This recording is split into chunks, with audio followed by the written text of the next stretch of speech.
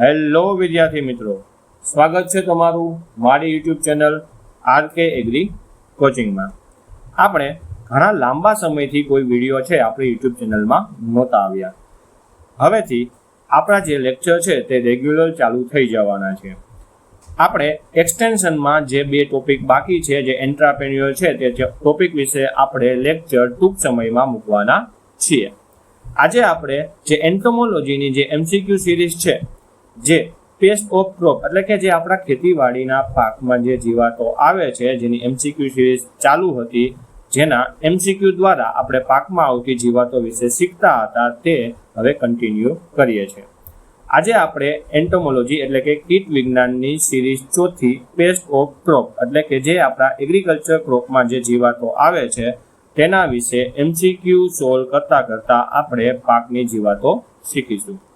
જેમાં પહેલો જ એમસીક્યુ છે કે પુખ્ત ચાંચડ એટલે કે એડલ્ટ વેવિલ્સ રાખ અથવા સફેદ રંગના હોય છે અને પાંદડા પર અનિયમિત છિદ્રો પાડીને તેને ખાય છે. એ કયા પ્રકારના વેવિલ છે? ઓપ્શન એ માઇલોસેરસ ચાંચડ, ઓપ્શન બી લાલ ચાંચડ, ઓપ્શન સી સફેદ ચાંચડ કે ડી ઉપરનામાંથી કોઈ નહીં.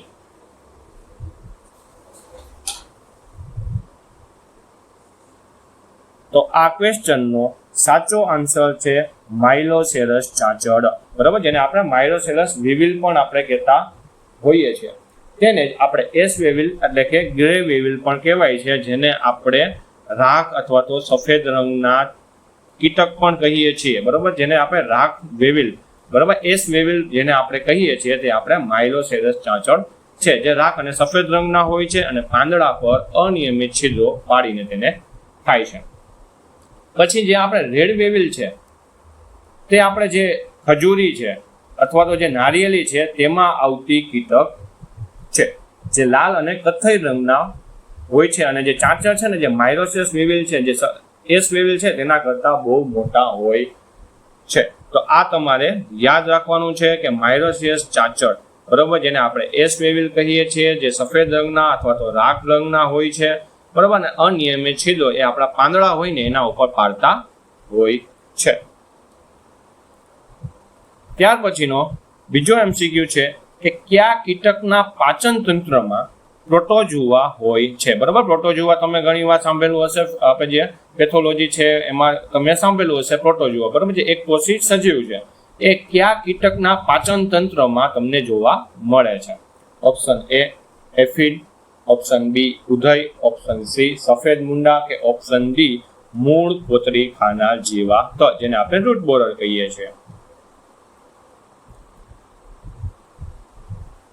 તો આનો સાચો જવાબ છે ઉદય, જે આપણે ટર્માઇટ કહીએ છીએ, તેના પાચન તંત્રમાં પ્રોટોઝુઆ એટલે કે જે એક કોષી સજીવ છે તે હાજર હોય છે. શું કામ હાજર હોય છે?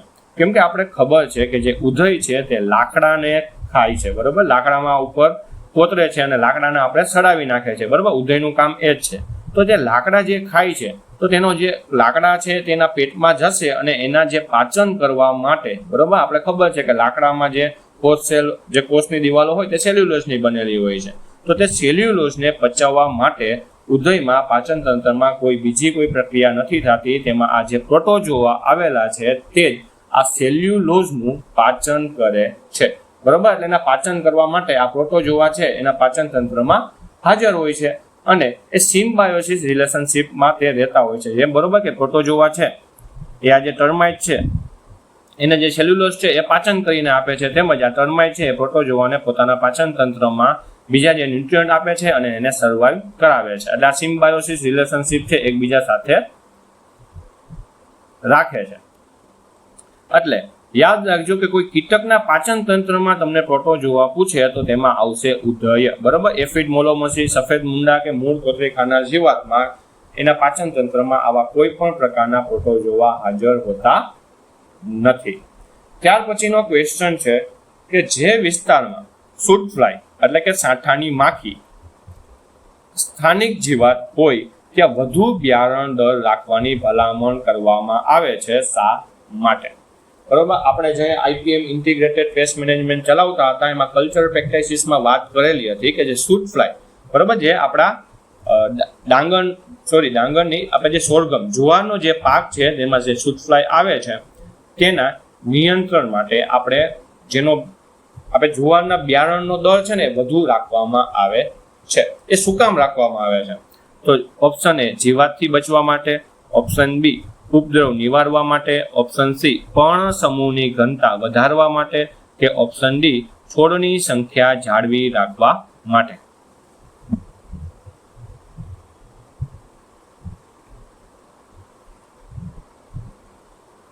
આનો સાચો જવાબ છે ઓપ્શન ડી છોડની સંખ્યા જાળવી રાખવા માટે. બરોબર. જય ફ્રૂટ ફ્લાય આપણે ખબર જ છે કે આપણે જય જુવાર વાવશું તો ફ્રૂટ ફ્લાય જે સાંઠાની માખી છે તેનો એટેક આવવાનો છે.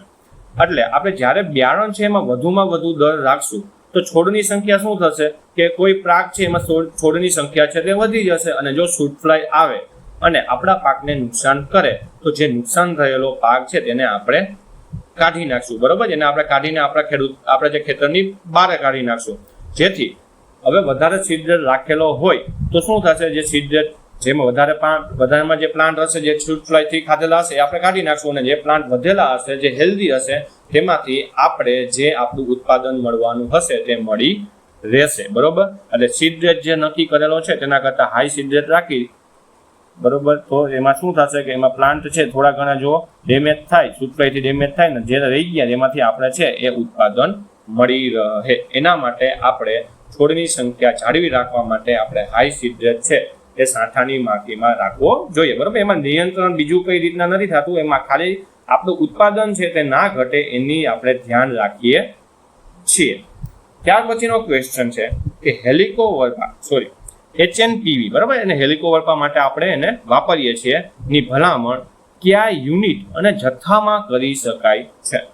ઓપ્શન એ 80 અને 250, ઓપ્શન બી LE અને 650, ઓપ્શન સી LE અને 250 કે ઓપ્શન ડી SE અને 350.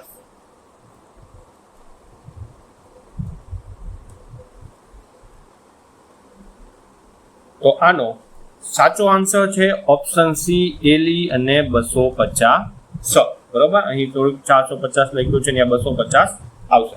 કે જે હેલિકોવર્પા ન્યુક્લિયોપોલીહેડ્રલ વાયરસ, બરોબર છે, NPV ની વાત આપણે બાયોલોજીકલ કંટ્રોલ મેથડની જે વાત કરતા હતા, બરોબર, એમાં માઇક્રોબાયોલોજીકલ કંટ્રોલ મેથડ આપણે ઇન્સેક્ટ પેસ્ટ, આપણા જીવાતો માટે જે માઇક્રોબાયોલોજી સૂક્ષ્મ જીવોનો ઉપયોગ કરીને આપણે જે જીવાતોને કંટ્રોલ કરતા હતા તેમાં HNPV, SLNPV ની બધાની વાત કરી હતી, જે એક વાયરસ છે.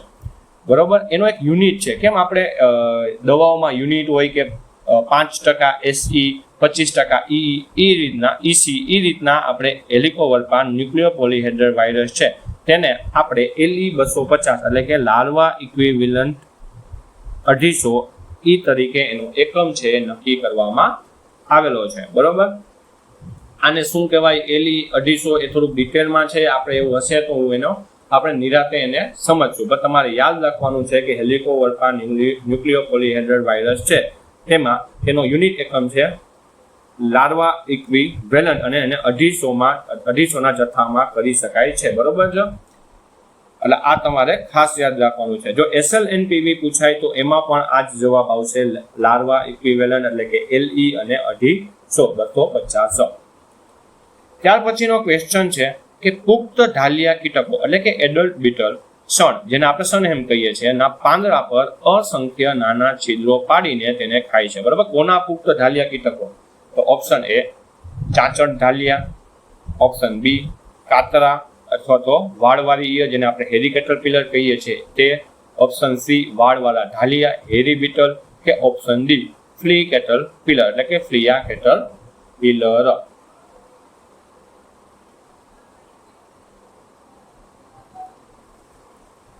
તો આનો સાચો આન્સર આવશે ફ્લિયા બેટર, જે ચાંચડના જે ઢાલિયા કહીએ છીએ તેના જે પુખ્ત કીટકો છે તે સનેમ એટલે સણના પાંદડા પર અસંખ્ય નાના છિદ્રો, બરાબર, પાડીને ખાય છે.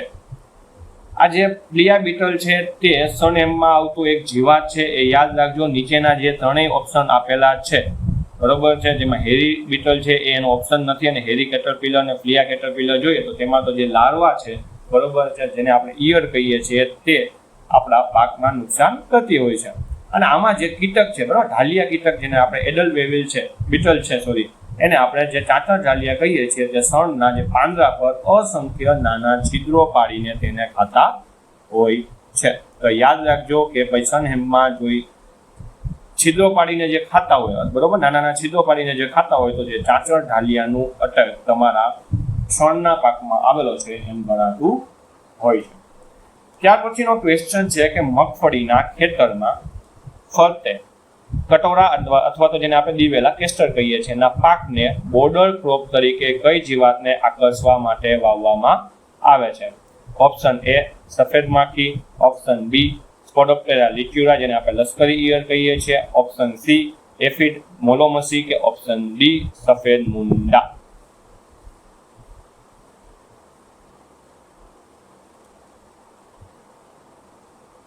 આ વસ્તુની વાત આપણે આઈપીએલ ઇન્ટિગ્રેટેડ પેસ્ટ મેનેજમેન્ટમાં જે કલ્ચરલ પ્રેક્ટિસિસ છે બરોબર છે, જે આઈપીએમ નો પહેલો જ લેક્ચર, આઈપીએમ ના લેક્ચરનો જે આપણે એના ઇન્ટ્રોડક્શન પછીનો જે પહેલો જ લેક્ચર છે તે આપણે એમાં જોયું હતું. તો યાદ રાખજો, જે મગફળીનું ખેતર હોય બરાબર, આપણે ખેતરમાં મગફળી વાવીએ ત્યારે આપણા જે ખેતરના ફરતે છે ને કેસ્ટર વાવવું જોઈએ. શું કામ?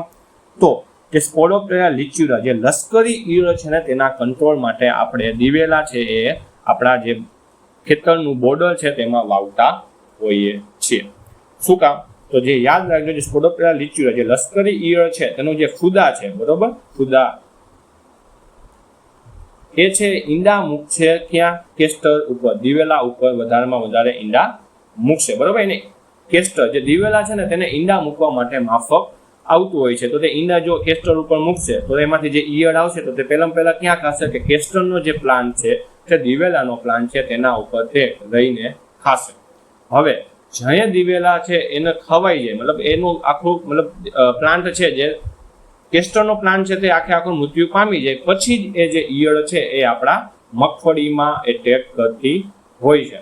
તો આ જે દિવેલા છે તેમાં જે ખાશે તો દિવેલાનો પાક આપણા બોર્ડર ઉપર રાખેલો હશે તો બધી ઈયળો શું કરશે કે ત્યાં ત્યાં રહેશે, આપણા જે મુખ્ય પાક છે એમાં આવશે નહીં. અને આ રીતે આપણા જે મગફળી છે તેને આપણે લશ્કરી ઈયળથી બચાવી શકીએ છીએ બરોબર. અને કેસ્ટર જે ટ્રેપ ક્રોપ તરીકે પણ, લશ્કરી ઈયળના ટ્રેપ ક્રોપ તરીકે પણ આપણે એને વાપરતા હોઈએ છીએ. એટલે યાદ રાખજો કે સ્પોડોપ્ટેરા લિચ્યુરા તમને ક્યાંય દેખાય તો એમાં કેસ્ટર છે તે મેન એનો મુખ્ય પાક ગણાય છે બરોબર. એ લશ્કરી ઈયળ છે ઘણા બધા પાકોમાં ખાય છે, પણ દિવેલા હોય ને તો તે દિવેલામાં પહેલા પ્રિફર કરશે, ઈંડા મૂકવા માટે પહેલા એને પ્રિફર કરશે. તો યાદ રાખજો. ત્યાર પછીનો ક્વેશ્ચન છે કે દિવેલાના ડોડા કોરી ખાનાર ઈયળ એટલે કે જે કેસ્ટલ કેપ્સ્યુલર બોરર છે એનું વૈજ્ઞાનિક નામ શું છે? Option A Dichocrocis punctiferalis, option B Empoasca flavescens, option C Achaea janata કે ઓપ્શન ડી ઉપરનામાંથી કોઈ નહીં. તમને ઘણીવાર એમસીક્યુમાં છે સાયન્ટિફિક નામ એટલે કે જે આપણા ઇન્સેક્ટ છે જેનું સાયન્ટિફિક નામ હોય છે એ પણ તમને ઘણીવાર પૂછાતા હોય છે, તો તમારે એ પણ યાદ રાખવાના હોય છે. તો અહીં આપેલું છે કે દિવેલાના ડોડા કોરી ખાનાર ઈયળનું કેસ્ટર કેપ્સ્યુલર બોરરનું વૈજ્ઞાનિક નામ. તો યાદ રાખજો, જે ડાયકોક્રિસ પંક્ટિફેરાલિસ છે એ દિવેલાના ડોડા કોરી ખાનાર ઈયળનું વૈજ્ઞાનિક નામ છે.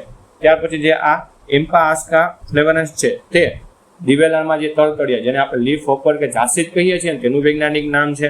અને જે આચિયા જન્નાટા જે આપણે દિવેલાના ઘોડિયા ઈયળ બરોબર, સેમિલ ઉપર જેને કહીએ આપણે, સેમિલ ઉપર જેને કહીએ ને એનું સાયન્ટિફિક નામ છે આચિયા જન્નાટા બરોબર છે. તો કેસ્ટલ કેપ્સ્યુલર બોરરનું સાયન્ટિફિક નામ કહે તો ડાયકોક્રોસિસ પંક્ટિફેરાલિસ. પછી એમ્પાઅસ્કા ફ્લેવરેન્સ છે તે છે આપણા જે કેસ્ટરમાં લીફ ઉપર જે જાસીદ આવે છે તેનું વૈજ્ઞાનિક નામ છે. અને આચિયા જન્નાટા છે તે દિવેલાના જે ઘોડિયા ઈયળ એટલે કે જે સેમિલ ઉપર આપણે કહીએ છીએ તેનું સાયન્ટિફિક નામ છે. તો ઘણીવાર સાયન્ટિફિક નામ પણ પૂછાતા હોય છે, તમારે થોડા ઘણા યાદ રાખવાના હોય છે.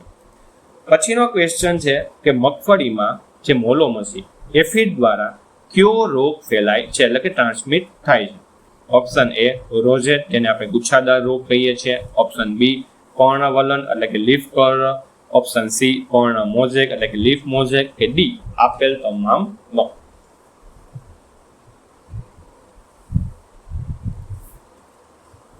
આપણે કયા ઇન્સેક્ટ છે, બરોબર છે, કયા વાયરસને છે એક જગ્યાએથી બીજી જગ્યાએ ટ્રાન્સફર કરે છે, તમને ખાસ યાદ હોવું જોઈએ. કેમ કે તમારા કોઈ પણ એગ્રીકલ્ચરની ગ્રામ સેવક નહીં તો કોઈ પણ એગ્રીકલ્ચર ખાતાની જ્યારે કોઈ પણ એક્ઝામ લેવાતી હોય તેમાં 1 થી 2 ક્વેશ્ચન છે એ વાહક, બરોબર, કયો ઇન્સેક્ટ છે એ કયા વાયરસનું વાહક કરે છે, વહન કરે છે, એનો MCQ પૂછાતો હોય છે. તો યાદ રાખજો, જે મગફળીમાં જે મોલોમસી, બરોબર, એફિડ આવે છે જેનું સાયન્ટિફિક નામ છે એફિસ ક્રેસિવોરા, તે ઓપ્શન એ રોઝેટ એટલે કે ગુચ્છાદાર રોગ છે ને તેનું ટ્રાન્સફર કરતો હોય છે. બરોબર છે, આ રોઝેટ વાયરસ છે તેનું ટ્રાન્સફર છે, બરોબર, એ આપણે એફિડ દ્વારા છે એ મગફળીમાં થતું હોય છે. ત્યાર પછી લીફ કર્લ છે, વધારેમાં વધારે આપણે ખબર જ છે કે ભાઈ એ થ્રિપ્સ દ્વારા છે એનો ફેલાવો થતો હોય છે. અને હજી એક વસ્તુ છે કે ભાઈ આપણા જે મગફળીમાં એક નેક્રોસિસ વાયરસ છે, બરોબર છે, એ થ્રિપ્સ દ્વારા ફેલાય છે, એ તમારે યાદ રાખવાનું છે. આમાં એ વસ્તુ કીધી કે એફિડ દ્વારા છે ગુચ્છાદાર રોગ જે રોઝેટ વાયરસ છે એનો ફેલાવો થાય છે, તેમજ જે નેક્રોસિસ વાયરસ છે, બરોબર, મગફળીમાં જે નેક્રોસિસ વાયરસ આવે છે તેનો ટ્રાન્સફર છે આપણા થ્રિપ્સ દ્વારા થતું હોય છે. ત્યાર પછીનો ક્વેશ્ચન છે કોર્નિકલ્સ, બરોબર છે, કોર્નિકલ્સ છે કયા કીટકમાં જોવા મળે છે? થ્રિપ્સ, એફિડ અથવા તો મોલોમસી, તડતડિયા કે સફેદ માખી?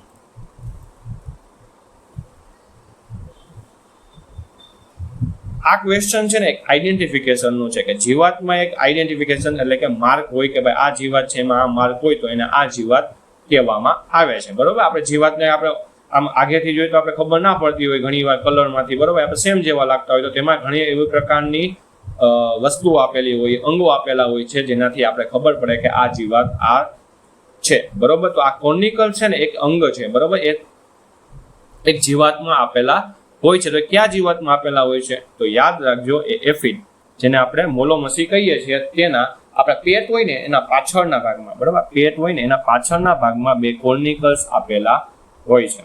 અને આ કોર્નિકલ્સનું કામ શું છે કે જ્યારે એ દુશ્મનોથી બચવા, બરોબર, એટલે કે દુશ્મનો આપણે આવે છે એવું આખા જે એનો ઝુંડ છે, બરોબર, મોલોમસીનું જે ઝુંડ છે તેને કહેવા માટે એક અલાર્મ ફેરોમોન્સ, બરોબર, અલાર્મ ફેરોમોન્સ જેવું મુક્ત રાસાયણિક પ્રવાહી મુક્ત કરે છે જેનાથી બીજા એફિડોને ખબર પડે કે અહીં છે કોઈ આપણો દુશ્મન છે આવે છે આપણે મારવા માટે. બરોબર, જે લેડીબર્ડ બીટલ છે આપણે ખબર, લેડીબર્ડ બીટલ છે જેને આપણે દાડિયા કહીએ છીએ, એ છે આપણા મોલોમસીને ખાય છે. તો આ મોલોમસી શું કરશે કે એના કોર્નિકલ્સ, જે આ કોર્નિકલ્સ અંગો આવેલા છે તેમાંથી એક કેમિકલ છે એ પ્રવાહી છે એ ફેલાવો કરશે જેનાથી બીજા એફિડને શું ખબર પડી જાય કે ભાઈ જે દાડિયા છે, જે લેડીબર્ડ બીટલ છે આપણે ખાવા માટે આવે છે તો આપણે અહીંથી ભાગી જવું જોઈએ. બરોબર છે, તો આવું એફિડમાં છે એ આવા અંગો હાજર રહેલા હોય છે જેને આપણે કોર્નિકલ્સ કહીએ છીએ. અને આ કોર્નિકલ્સ છે તે એફિડ સિવાય બીજા કોઈ પણ જીવાતમાં હોતા નથી, એટલે ખાસ કરીને યાદ રાખજો. ત્યાર પછીનો ક્વેશ્ચન છે કે કયા કીટકમાં આગળની અને પાછળની પાંખો 2 કે 3 ભાગમાં વહેંચાયેલી હોય છે? ઓપ્શન એ તુવેરનું પ્લુમ મોથ, ઓપ્શન બી તુવેરની સિંગ માખી, ઓપ્શન સી તુવેરની લીલી ઈયર કે ઓપ્શન ડી તુવેરના ચૂસિયા કીટક. બરોબર, કયા કીટકમાં આગળની, બરોબર, આપણે આ કોઈ કીટક હોય એમાં તમને ખબર છે કે 2 પ્રકારની પાંખો આવેલી હોય, આગળની હોય તેને આપણે આગળની હોય એને ફોરવિંગ કહીએ અને પાછળની હોય તેને હિન્ડ વિંગ્સ કહીએ છીએ. તો જે આગળની છે ને તે 2 ભાગમાં વિભાજિત હોય અને પાછળની છે એ 3 ભાગમાં વિભાજિત હોય છે. તો એવું છે ને યાદ રાખજો કે તુવેરમાં જે પ્લુમ મોથ આવે છે, બરોબર, ઓપ્શન એ તુવેરની જે પ્લુમ મોથ છે એમાં જ આ વસ્તુ એના જે કીટકના જે મોથ છે, પતંગિયું છે તેમાં તમને જોવા મળે છે. એના સિવાય તમને આ જે પાંખોની જે ભાગો છે એમાં બીજે ક્યાંય જોવા મળતી નથી. બરોબર, આમાં ઓપ્શન પોર્ટ ફ્લાય છે, તો પોર્ટ ફ્લાય છે તો એક ફ્લાય હશે, માખી જેવું હશે. પોર્ટ બોરર જેને આપણે હેલિકોપ્ટર પર આર્મી જેરા કહીએ છીએ, એમાં આવી કોઈ રચના હોતી નથી, એના પાંખો છે એ ફૂલ્લી ડેવલપ હોય છે, એમાં કોઈ ભાગ પડેલા હોતા નથી. ત્યાર પછી જે ચૂસિયા કીટક, તુવર, પોર્ટ, બગ, બરોબર, આ બગ છે ને, આ બગ એમાં જે પાંખ આવેલી હોય ને અડધી આવેલી હોય છે, બરોબર, અડધી હોય ને સખત હોય, સોરી, અડધી આવેલી હોય એ સખત હોય છે, બરોબર, જેને આપણે હેમિલિટ્રા કહીએ છીએ.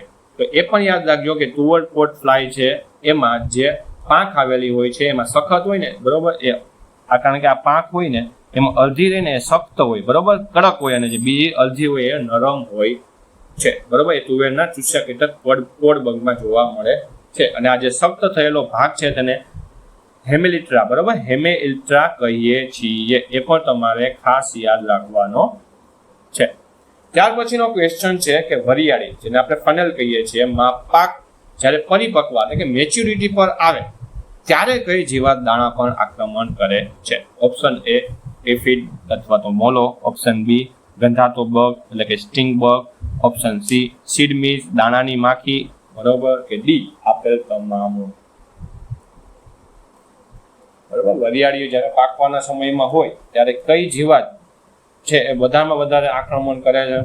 તો યાદ રાખજો આપેલ તમામ, બરોબર. જે એફિડ છે, ગંધાતો બગ, સ્ટિંગ બગ છે, એ સીડ મિસ, જે દાણાની માખી છે, એ બધા જય વરિયાળી છે પરિપક્વતા એટલે કે મેચ્યુરિટી સ્ટેજ પર હશે ને ત્યારે ખૂબ જ આક્રમણ કરશે, બરોબર. તો આનો જે સાચો જવાબ છે આપેલ તમામ છે, બરોબર. એફિડ, સ્ટિંગ બગ, સીડ મિસ બધા વરિયાળીના પરિપક્વતા સ્ટેજ ઉપર આક્રમણ કરતા હોય છે. એટલે આ પણ તમારે જે ક્યુ સ્ટેજ આક્રમણ કરે છે અને ક્યારે ક્યુ સ્ટેજ કે ભાઈ પાકની કઈ અવસ્થા હોય છે, કયા આપણે જીવાત આવતું હોય છે, એ પણ તમારે ખાસ યાદ રાખવાનું હોય છે. ત્યાર પછીનો ક્વેશ્ચન છે કે ડાંગરના ખેતરમાંથી વધારાનું પાણી બહાર કાઢી નાખવું એ કઈ જીવાતના નિયંત્રણ માટે ભલામણ કરવામાં આવે છે? ઓપ્શન એ ગાભમારાની ઈયળ, option B brown plant hopper, option C પાન વાળનારી ઈયળ, કે ઓપ્શન ડી ગંધી બગ. તમે જો ઇન્ટિગ્રેટેડ પેસ્ટ મેનેજમેન્ટના જો કલ્ચરલ પ્રેક્ટિસીસ સરખાએ જોઈ હશે તો તેમાં પણ તમને આ વસ્તુ જોવા મળેલી હશે કે ભાઈ કલ્ચરલ પ્રેક્ટિસીસમાં આપણે આની વાત કરી હતી. તો યાદ રાખજો કે ડાંગરમાં, બરોબર, જે પાણી આપણે ભરેલું હોય, વધારાનું પાણી છે એ આપણા ખેતરમાંથી બહાર કરી દેવામાં આવે તો કોના માટે? બ્રાઉન પ્લાન્ટ હોપરના નિયંત્રણ માટે આપણે આવું આપણા પાકમાં કરતું રહેવું હોવું જોઈએ. કેમ કે ભેજવાળું અને બંધિયારું ગરમ વાતાવરણ હોય ને એમાં છે ને આપણું આ બ્રાઉન પ્લાન્ટ હોપર છે ને ઝડપથી પ્રજનન કરતું હોય છે. તો હવે જો સતત પાણી ભરેલું રહે ડાંગરમાં તો થડ પાસે ભેજનું પ્રમાણ શું થાય? ખૂબ જ વધી જાય. જો પાણી નિકાળી દેવામાં એટલે કે બહાર કાઢવામાં આવે તો ભેજ ઓછો થઈ જાય છે અને જીવાતનો ઉપદ્રવ છે એ ખૂબ જ ઘટી જાય છે.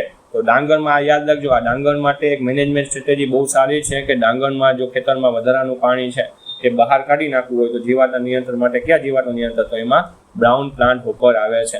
એના સિવાય હજી જો કેસવોર્મ હોય, બરોબર, જેને આપણે કટવોર્મ કહીએ છીએ, તે પણ ઓપ્શનમાં હોય તો તે પણ છે એનાથી કંટ્રોલ થતું હોય છે. આપણે વાત કરેલી હતી કેસવોર્મ છે, કંટ્રોલ જે કટવોર્મ છે તે એક જગ્યાથી એક પ્લાન્ટમાંથી બીજા પ્લાન્ટમાં જવા માટે પાણીની જરૂર પડે છે. હવે જો પાણી જઈશે નહીં ખેતરમાં તો એક જગ્યાથી બીજી જગ્યાએ તે જઈ શકશે નહીં. તો આ રીતના બ્રાઉન પ્લાન્ટ હોપર તેમજ જે કટવોર્મ જેને કેસવોર્મ કહીએ છીએ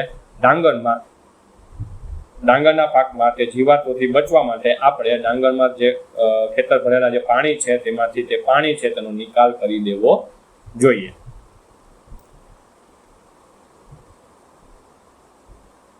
ત્યાર પછી છે સફેદ મુંડા, બરોબર, જે વ્હાઇટ ગ્રબ જેને આપણે કહીએ છીએ તેનું વૈજ્ઞાનિક નામ શું છે?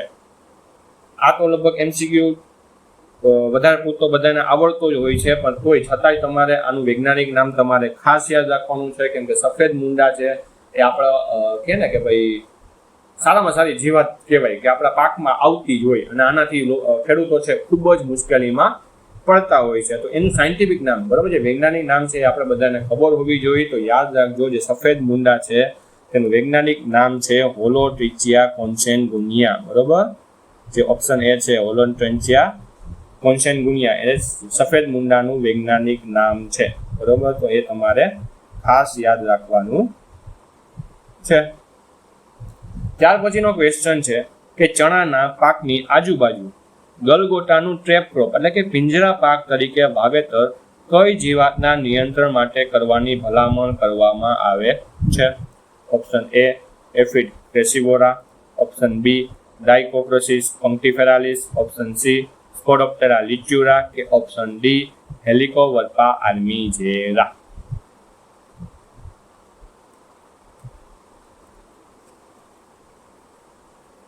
જો આ ક્વેશ્ચન છે ને ઓમ બહુ ઇઝી છે, સરળ છે કે ભાઈ તમને અહીં જો વૈજ્ઞાનિક નામો ન આપેલા હોય, ડાયરેક્ટ તમને કોમન નામ આપેલા હોય, સાદા જે નામ આપણે કહેતા હોય છે એ આપેલા હોય તો તમને ડાયરેક્ટ ખબર ઘણીવાર પડી જાય. પણ જો સાદા નામ ના આપેલા હોય ને વૈજ્ઞાનિક નામ આપેલા હોય તો ઘણીવાર છે આપણા સ્ટુડન્ટ છે એને મૂંઝવણ થતી હોય છે. તો યાદ રાખજો કે ચણા જે છે આપણા ખેતરમાં જો ચણા વાવતા હોય તો આપણે ટ્રેપ ક્રોપ તરીકે મેરીગોલ્ડ આપણે વાવવું જોઈએ. શું કામ? તો જે હેલિકોવર્પા આર્મીજેરા છે ને તેના કંટ્રોલ માટે આપણે છે આ જે મેરીગોલ્ડ ગલગોટા છે તેનું ટ્રેપ ક્રોપ તરીકે આપણે વાવેતર કરતા હોઈએ છીએ. કેમ કે શું કહી કે ભાઈ જે હેલિકોવર્પા આર્મીજેરાનો જે મોથ છે તે છે ને મોથ છે ને તે ઈંડા છે એ આપણે આ ગલગોટાના પાક ઉપર મૂકતા હોય છે. આપણે જે સ્પોડોપ્ટેરા લિચ્યુરા જે આપણે વાત કરેલી હતી જે કેસ્ટરમાં આપણે મૂકતા હોય એ રીતના હેલિકોવર્પા આર્મીજેરાનો જે મોથ છે ને તે આ ગલગોટાના જે ફૂલ છે તેમાંથી આકર્ષાઈને એના ગલગોટાના પ્લાન્ટ ઉપર ઈંડા મૂકે છે અને જે ઈંડા છે ગલગોટા ઉપર મૂકશે એટલે એમાં જે ઈયળ આવશે એ ગલગોટા ઉપર જ પોતાનો ખોરાક તરીકે ઉપયોગ કરશે. અને જો એ ખોરાક તરીકે એનો જ ઉપયોગ કરે તો આપણો જે મેઇન ફિલ્ડમાં જે ચીકપી જે ચણા વાવેલા છે બરોબર છે એના ઉપર તે અટેક કરશે નહીં. અને આપણે ચણાને જે આપણી હેલિકોવર્પા આર્મીજેરા જેને આપણે પોટ બોલર પણ કહીએ છીએ તેનાથી આપણે કંટ્રોલ કરી શકીએ છીએ અને આપણે પાકને બચાવી શકીએ છીએ. તો આ જે ટ્રેપ ક્રોપ છે એ ખાસ યાદ રાખજો. હેલિકોવર્પા આર્મીજેરા છે એનો ટ્રેપ ક્રોપ છે, મેરીગોલ્ડ સ્પોડોપ્ટેરા લિચ્યુરા છે એનો આપણે આગળ વાત કરેલી જે કેસ્ટર છે બરોબર જેને આપણે એરંડા કહીએ છીએ તે સ્પોડોપ્ટેરા લિચ્યુરા માટેનો ટ્રેપ ક્રોપ તરીકે આપણે એનો ઉપયોગ આપણા ખેતરોમાં કરતા હોઈએ છીએ. ત્યાર પછીનો ક્વેશ્ચન છે કે કઈ જીવાતના ઉપદ્રવને કારણે શેરડીની આંતરગાંઠ એટલે કે જે ઇન્ટરનોડ આપણે કહીએ છીએ એની લંબાઈ અને ઘેરાવો ખૂબ જ ઘટી જાય છે? ઓપ્શન એ શેરડીની ગાભમારાની ઈયળ, ઓપ્શન બી શેરડીની સાઠાની ઈયળ, ઓપ્શન સી શેરડીની આંતરગાંઠ કોરી ખાનાર ઈયળ કે ઓપ્શન ડી શેરડીની ગાભની ઈયળ એટલે કે સુગરકેન ટોપ બોરર. આ ક્વેશ્ચન તો સાવ સહેલો છે કેમ કે ઓપ્શન ઉપરથી તમને ખબર તો પડી જ જાય કે ઓપ્શન સી એનો સાચો આન્સર આવશે કે ભાઈ શેરડીની આંતરગાંઠ કોરી ખાનાર ઈયળ છે એ જે શેરડી છે તેની આંતરગાંઠની લંબાઈ અને ઘેરાવો ખૂબ જ ઘટાડી ગઈ છે. પણ યાદ રાખજો કે આ જે આંતરગાંઠ કોરી ખાનાર ઈયળ છે એ જ્યારે શેરડી છે 4 મહિનાની હોય ને ત્યારે છે એ તમને વધારેમાં વધારે એનો અટેક જોવા મળતો હોય છે. હવે જે સુગરકેનની ગાભમારાની ઈયળ સૂટ બોરર છે એના સૂટ ઉપર જ વધારે અટેક કરતી હોય છે. તે 1 થી 3 મહિનાનો જે સુગરકેન હોય જે શેરડી હોય ત્યારે વધુમાં વધુ તમને એનો અટેક જોવા મળે છે.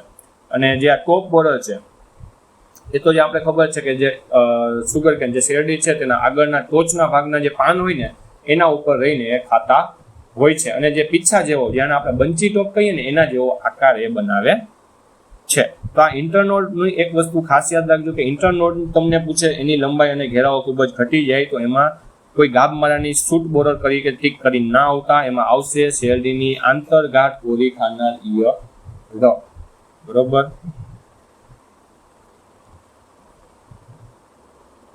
તો આપણે આ MCQની આ જે સિરીઝનો ચોથી સિરીઝ છે અહીં પૂર્ણ થાય છે. જો તમને વિડીયો ગમ્યો હોય તો વિડીયોને લાઇક કરી દેજો, તમારી ગ્રામ સેવકની તૈયારી કરતા મિત્રોને શેર કરજો, તેમજ મારી યુટ્યુબ ચેનલ RK એગ્રી કોચિંગમાં ના જોડાયા હોય તો હજી સબસ્ક્રાઇબ કરી દેજો.